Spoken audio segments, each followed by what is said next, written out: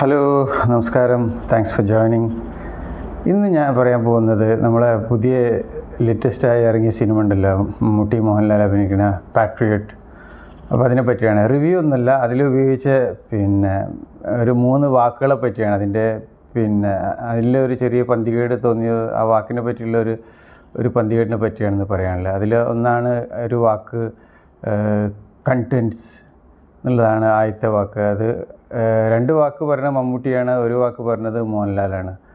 അപ്പം ആദ്യത്തെ വാക്ക് നമ്മളിപ്പോൾ നോക്കാൻ പോകുന്നത് കണ്ടൻറ്റ്സ് എന്നുള്ളൊരു വാക്കാണ്. അതിൽ മമ്മൂട്ടി എന്തൊക്കെയോ ഒരു ഡോക്യുമെൻ്റൊക്കെ നോക്കുന്നുണ്ട്. അപ്പം അതിൽ പറയുന്നുണ്ട് ഇതിൽ കണ്ടൻറ്റ്സ് എന്നുള്ള ഒരു യൂസേജ് എന്ന് പറഞ്ഞു.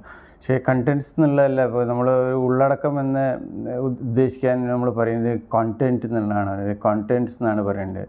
അപ്പോൾ ഇത് രണ്ടും അങ്ങോട്ടും ഇങ്ങോട്ടും ഉച്ചാരണം മാറിപ്പോയിട്ട് എന്നാണ് ഇപ്പോൾ ഇതിലുള്ള അപാകത. അപ്പോൾ നമുക്കത് 2 വാക്കും ഒന്ന് പരിശോധിക്കാം.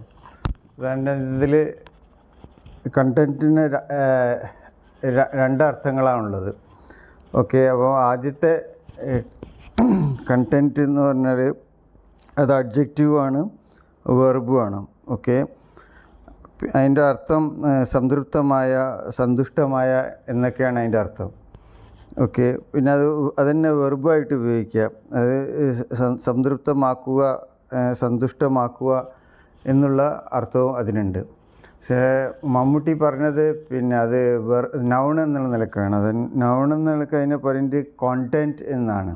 ഓക്കെ, അതാണ് നൗൺ. അപ്പോൾ അതിൻ്റെ അർത്ഥം ഉള്ളടക്കം എന്നാണ്. ഓക്കെ, അപ്പം മമ്മൂട്ടിയെ ശരിക്കും പറയേണ്ടത് കോണ്ടൻറ്റ്സ് എന്നാണ്. അപ്പോൾ പുള്ളി പക്ഷേ പറഞ്ഞിട്ടുള്ളത് അത് കണ്ടൻറ്റ്സ് എന്നാണ്. ബാക്കി 2 വാക്കുകൾ അടുത്ത വീഡിയോയിൽ പറയാം. കണ്ടൻറ്റും കോണ്ടൻറ്റും തമ്മിലുള്ള വ്യത്യാസം ഞാൻ ഒരു ഡീറ്റെയിൽ വീഡിയോ ഞാൻ മുമ്പ് ചെയ്തിട്ടുണ്ടായിരുന്നു. അതിൻ്റെ ലിങ്ക് ഞാൻ കമൻറ്റ് താഴെ കൊടുക്കാം കേട്ടോ. കോണ്ടൻറ്റ് ഇഷ്ടപ്പെടുകയാണെങ്കിൽ ഒരു ലൈക്കും കമൻറ്റും കിട്ടുള്ളൂ കേട്ടോ.